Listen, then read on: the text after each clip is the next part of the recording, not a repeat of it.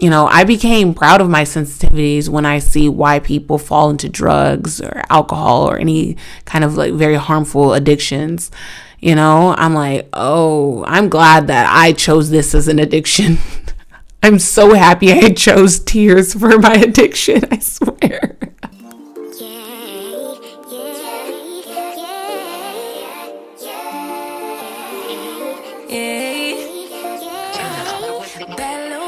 She wanna know me, I stay low key, all gas, no brakes, baby, let them hoes sleep. Body on 10, make your girl OD. Make me sweat, make me hotter, make me lose my breath, make me make me sweat. If Marge from The Simpsons sang water, she'd be like this. Make me sweat, make me hotter. Wait. Make me sweat. Make me hotter. Make me lose my breath. Make me dun dun dun. Oh my God. Hello guys. Welcome to As Your Big Sister with your host, me, Asia, my queen. That is me. That is she. I am where I want to be. How are you guys doing today? What the fuck is up today? I saw somebody walking past my home and it was really fast. Well, nigga, why are you running so fast? Oh, he's on a scooter. Okay. You gotta be aware of your surroundings. Gotta be aware of your motherfucking surroundings. Don't be moving too fast around me. Don't walk slow. I karate chop your ass. Anyways, how are you guys doing? How are you doing? Me, you ask? My mental health has been fucked. Just ass. These past 2 days, anxiety has come over and she said, I'm making myself feel at home. How you doing? God, it's like that family member that moves into your house and they say, hey, I just need to be here for 2 weeks. My lease is about to start. And you're like, oh, okay, yeah, no problem. It's been 3 weeks. Then 4 weeks passes by. What are you doing here, Craig? What are you doing? What the fuck are you doing? If you guys are going through that right now, let me just tell you this. If you guys are going through if you guys are going through a situation where somebody said they only needed to stay 2 weeks and now it's been 3 months, I just want to let you know there was no apartment waiting for them. Your apartment was the apartment. Yeah. I know.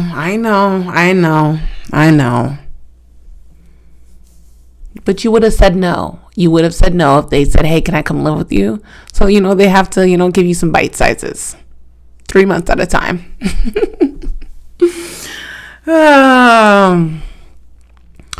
But yeah, my mental health has been fucked. Yeah. Anxiety has come over. She's very, very much so overstayed her welcome. Yes. And then depression, was like, hey, just, you mind if I come squat here too?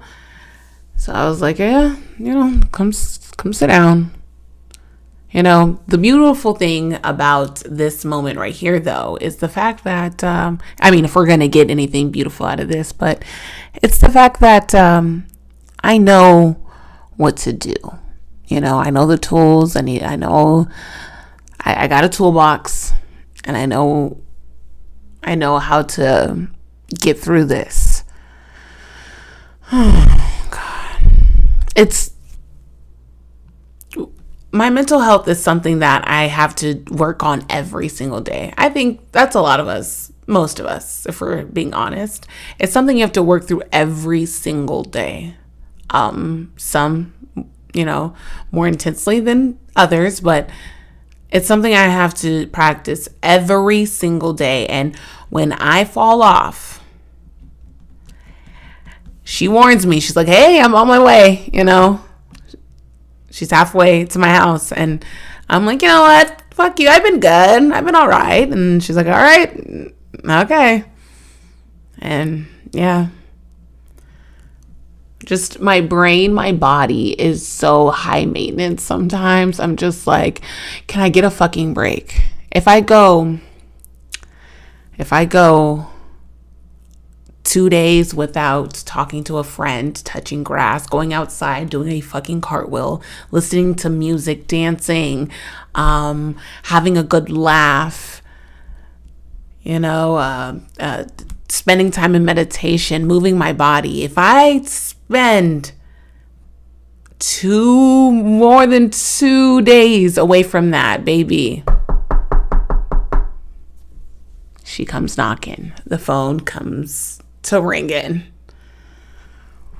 You know, I think life has to be colorful for me, you know, and where I struggle is the fact that this world tries to make us be a shell of ourselves, you know, just make us be as like bland version of who we are as possible, just so we can like fit in, because like fitting in is what we're supposed to do and shit. So like for me, I'm a nutcase. You know, I guess we can end the episode there. I'm a nutcase, right? So it's like, I need things like, come on guys, like let's fucking laugh, crack a fucking joke out this bitch. I walked into work the other day and I was like, good morning, good morning, good morning. And my boss just looked me straight in the eyes and said nothing. Oh God, she looked me straight in the eyes and said nothing. Everyone else said good morning. She said, just like that. And I just sat at my desk and, you know, got to type in. You know, so I know a lot of people, a lot of creative people, a lot of crazy, weird people, we deal with that. We deal with people just like looking at us fucking weird, you know, being like, what the fuck, you know? And I know sometimes we could just be beaten the fuck up by life that will just give in and be like, okay, I'll become a shell of myself, because the feeling of not being able to be myself while I try is hurting me,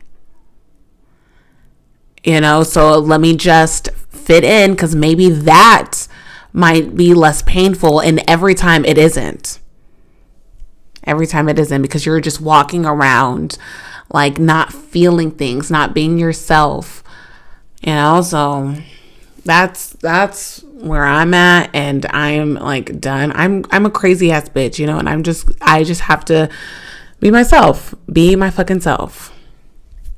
And that's it. If you don't want to say good morning back to me, you don't have to. I do not care. Whatever. But yeah. Shit's been kind of terrible, you know. It's been kind of terrible. But I'm making it through. I went back to the gym. So I've been going back to the gym often. I started a 6-week challenge with, her name is Talia. Yes. I want to say it right because people fuck up my name, but I believe her name is Talia. She's doing a 6-week summer program, and I feel myself like toning up already. I'm like, damn, girl. It's only been like, what, day 4? Yeah. But I'm loving it. I'm getting excited to go to the gym again. That feels nice. While I was at the gym, I have started to listen to some new albums that came out. Sir came out with an album called Heavy. Girl, when I tell you good as fuck, he put his foot into the album. Girl. Anderson .Paak's on it. Isaiah Rashad is on it. Ty Dolla $ign is on it. When I tell you, hit after hit after hit. I'm just like, baby, good. Tyla, I feel like as the weather starts getting warmer and warmer, I'm going to continue to love this album more and more. Yeah, I was like, it makes me just want to get in a bikini and dance and gyrate and pop my ass and fucking, wait, whoa. See fire? Yeah, but I'm going on vacation this summer. So it's just like, great time to put out this album, Tyla. You did an amazing job, girl. And then I was like, let's go back to some albums that I loved in my early 20s. No, actually, it wasn't my early 20s. Oh my gosh. It was like, I would think it was like 18 when this album came out. Born Sinner. I re-listened to Born Sinner the other day while I was, lifting and dipping and J. Cole, one of my favorite rappers. Like, come on now. Like, one of all of our favorite rappers. If you're, I would say about 35, in between the ages of 20 and 35, maybe 22 and 35. J. Cole's one of your faves. So I was listening to some of the songs, and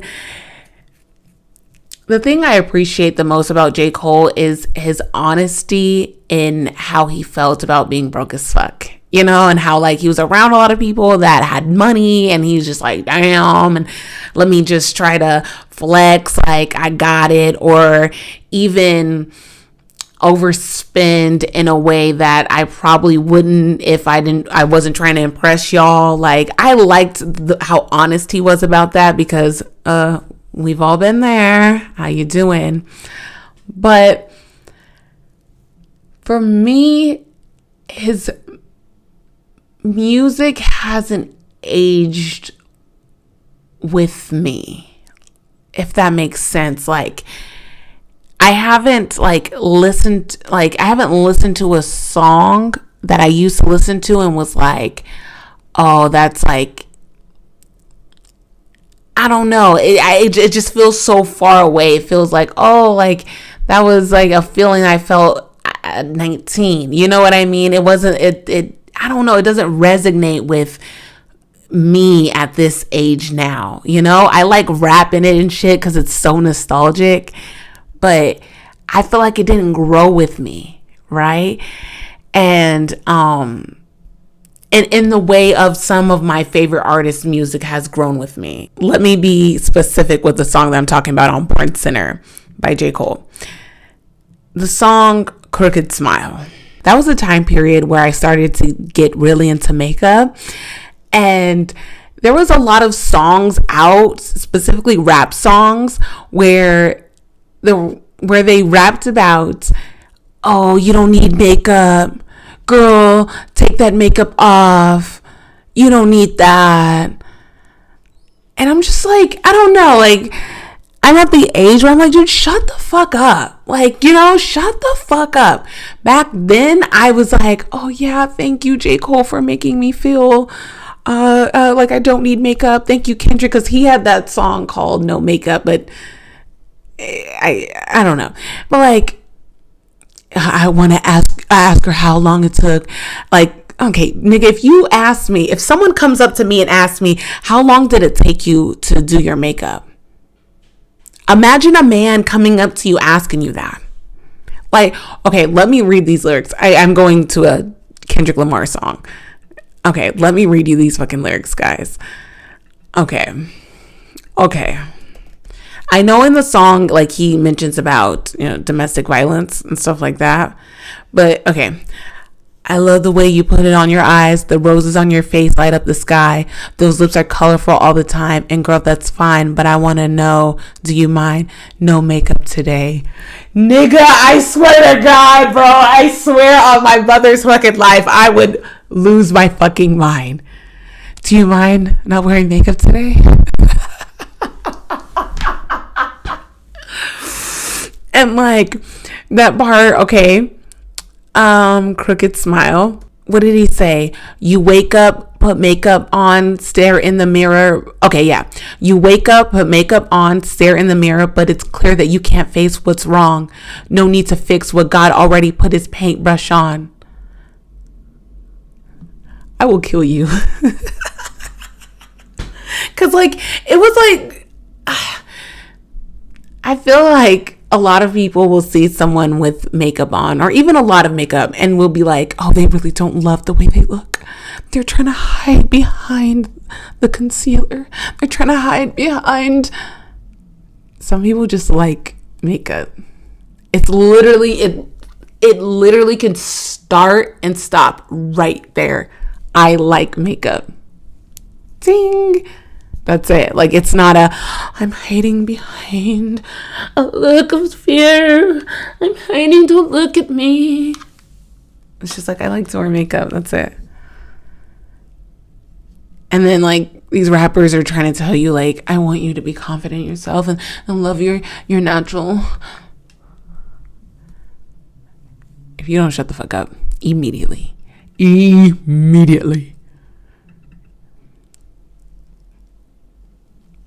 But yeah, I like Born Sinner. I like it as a project altogether. It just, like I said, it takes me back. It takes me back to a time where I didn't have air conditioning in my car. I had the CD in, and I put that bitch on, and it just, that damn chaining day. Oh, no. Let's put some fucking respect on motherfucking chaining day. Chaining day. Look at me. Pathetic nigga. This chain that I bought. You mix greed, pain, and fame. This is heinous result. Let these words be the colors. I'm just painting my heart.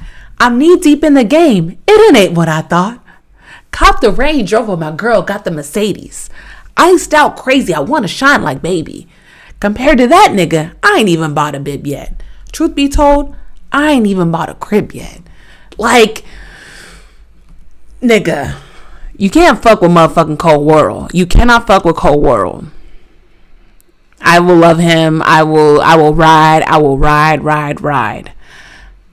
But, you know, I gotta skip Crooked Smile every time. I gotta skip motherfucking Wet Dreams every time. I do not want to hear about you losing your virginity. I do not. Not at all.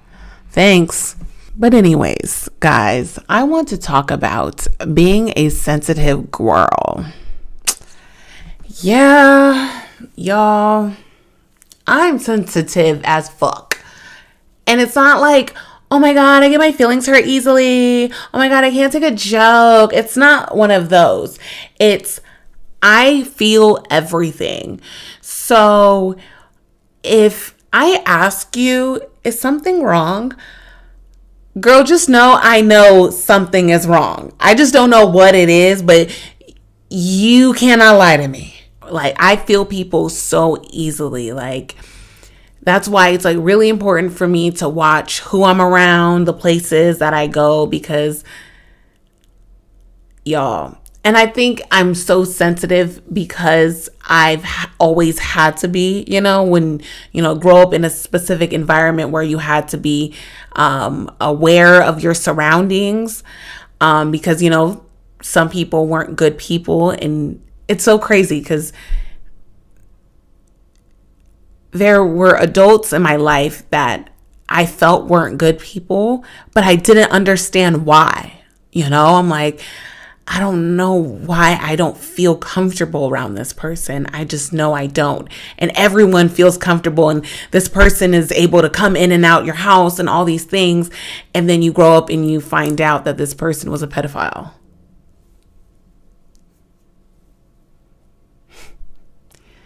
And, you know, sometimes I look back on those moments and I'm like, oh my God, I don't know how that did not happen to me. Because when I tell you, I could name off 4 adults that were in my life that were pedophiles. 4 different people that I know were pedophiles. And that means like there probably were more. And so like, I'm like, damn, like I'm so like, thank you, God. Like I wasn't, a victim of their disgusting behavior.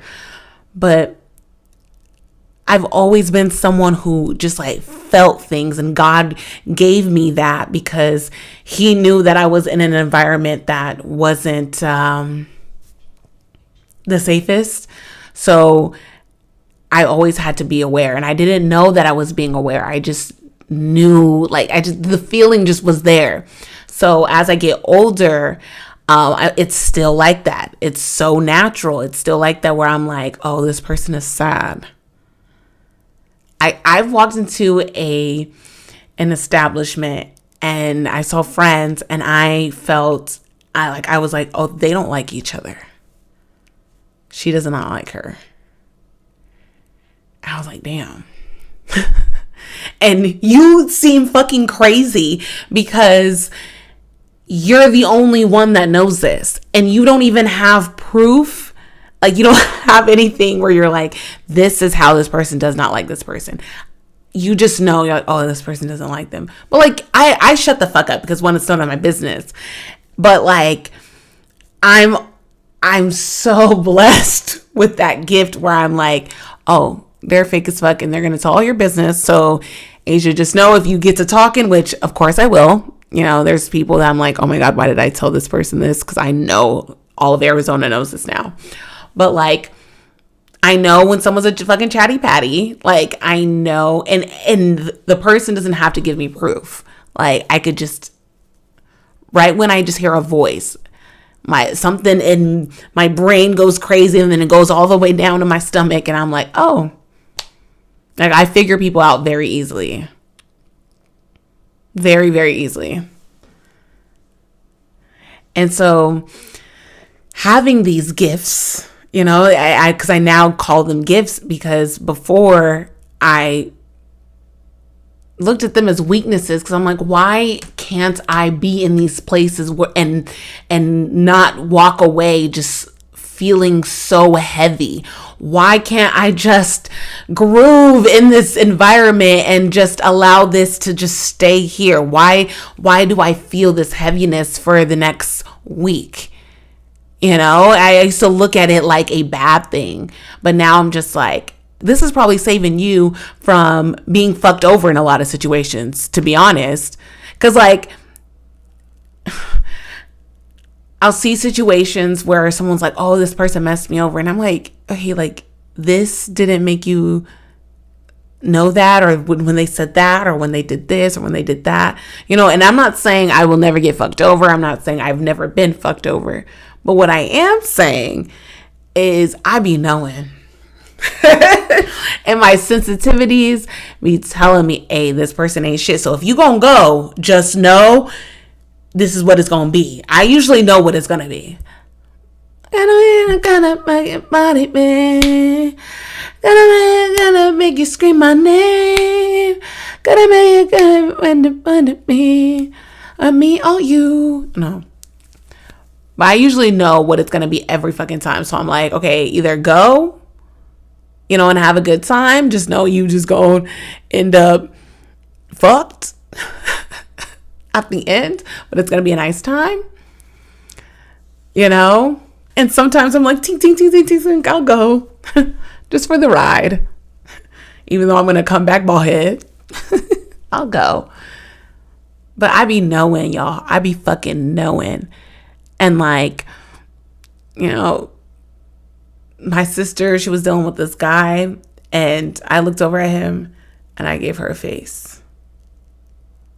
I did one of these. If you guys are watching on YouTube, look at my face. I was like, and she was like, I like him. And I was like, okay, but and I'm not one of those sisters that's like, I am so protective. Like, no one's worth my sister. But some people, y'all, it just wasn't the safest situation. I don't like it at all. But I gave her that face like, this ain't the one. Because I just know. You know, a huge reason why I felt my sensitivities were a weakness is because a lot of people in my family just aren't very expressive with how they feel, you know? They're not very, like, yes, we're affectionate, like we'll hug each other, we'll tell each other we love each other. Like, it's nothing for, you know, someone to, like, well, specifically me, like nobody really texts me out of nowhere saying they love me, but they expect that from me, you know, to just to be like, hey, I love you and I really appreciate you. Yeah. But like, my family's just like not really like expressive with their feelings, you know. They're not very vocal with their feelings at all, you know. They're just kind of like, I don't know, they like drink their feelings away. In situations where they have looked at me like, oh, of course you're gonna cry, or of course you're going to, you know, I'm like, bruh, I'd rather fucking cry than smoke crack, bruh. I'm gonna keep it 100 with you. I'd rather cry than like having to be drunk as fuck all day, you know? And that's no shade to anybody who's dealing with addiction or anything like that. Like, it's no fucking shade, but it's like, I don't know. You know, I became proud of my sensitivities when I see why people fall into drugs or alcohol or any kind of like very harmful addictions. You know, I'm like, oh, I'm glad that I chose this as an addiction. I'm so happy I chose tears for my addiction, I swear. I am so fucking happy because, like, bitch, I'll feel something. I'm like, let's get it out. Let's get it out. What do we have to cry to? What song do we have to put on? You know what I mean? Like, let's start writing in my journal. Like, let's get it the fuck out. Because, like, I'm not going to run from my feelings my entire life, you know? Like, I'm not going to be a slave to my traumas, you know? Like, I'm not going to allow it to take over my fucking life. You get what I'm saying? Like, I think, you know, there has been feelings of who am I going to be when I have moved on from this sadness. And I think a lot of people can relate to me when I say, who am I without being so heartbroken? Who am I after moving on from being hurt by people who were supposed to take care of me? You know? You know, sometimes we won't even recognize ourselves. And that's real scary, you know, like looking in the mirror and being like, I don't know who this person is. Even if this person is healthier, you know, skin shining, teeth white, you know, muscles on motherfucking point, hair growing, it's still a shock. And it's still very, very, very like, it's an identity crisis. I feel like it'll be one of those where it's like, who am I? Who is this person in the mirror? And also, feeling your feelings hurts, bro. That shit hurts. So I get like being like, you know what? Let's just get on crack, nigga. You know, let's take these shots to the head. So I completely understand. But I do believe that in the long run, I'm going to be grateful for feeling what I'm feeling. And honestly, I'm going to keep it real with y'all. I know we talked about this last episode, but, you know, me getting shot was a huge, huge, huge shift in my reality. You know, it still is. You know, I still find out different fears here and there that date back to when that shit happened. But I knew something crazy was going to happen that night, you know, and I just knew it. And I went through a lot of guilt for a little bit because I woke my cousin up and I told her, hey, like, let's come with grandma to the liquor store when it happened, you know, and I felt guilt because I knew something crazy was going to happen. Like, I felt it.